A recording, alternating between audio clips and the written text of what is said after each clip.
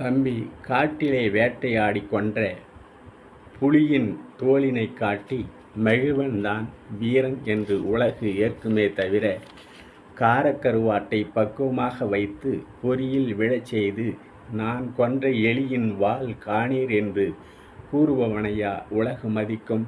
புலித்தோலுக்கும் எலி வாளுக்கும் உள்ள வேற்றுமை ஒரு வீரனுக்கும் ஒரு வீணனுக்கும் உள்ள வேறுபாட்டை அன்றோ விளக்குகிறது.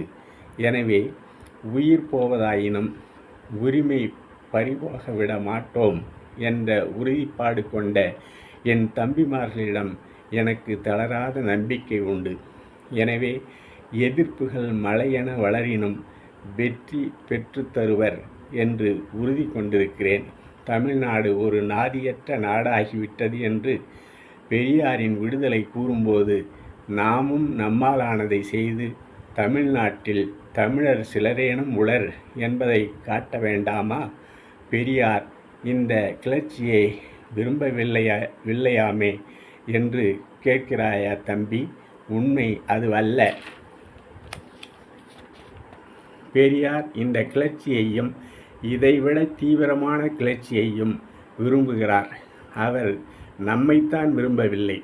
இனி அவரும் நம்மை விரும்பும் வகை ஏற்பட வேண்டுமானால் அவரே பார்த்து பயல்கள் பரவாயில்லையே, ஓரளவுக்கு செம்மையாகவே செய்து காட்டினார்கள் என்று கூறத்தக்க விதமாக காரியமாற்றி காட்ட வேண்டும். மும்முனை போராட்ட துவக்கத்தின் போதும் அவர் இப்படித்தான் இன்றைய வழிப்போக்கர்களின் மனமகிழ்ச்சிக்காக இதுகளுக்கு ஒரு போராட்டமா என்று ஏளனம் பேசினார். ஆனால் தம்பி, நாடே கண்டு ஆச்சரியப்படத்தக்கதாக அளவில் கிளர்ச்சி வளர்ந்தது. இருட்டடிப்பினையும் கிழித்து கொண்டு நாள் தவறாமல் நமது கழக செய்திகள் எல்லா ஏடுகளிலும் வெளிவந்தது கண்டு அவரே அல்லவா சென்னை கடற்கரையில் கூட்டம் நடத்தினார். நம்மீது சர்க்கார் அடக்குமுறை வீசியது கொடுமை என்று கேள்விப்படுகிறேன். இதிலே கவலைப்படவோ கோபப்படவோ என்ன இருக்கிறது? நாம் அவருடன் ஒன்றாக இருந்தபோது கூட இப்படித்தான் வேடிக்கையாக பேசுவார். ஏனென்றால் குத்துவார்.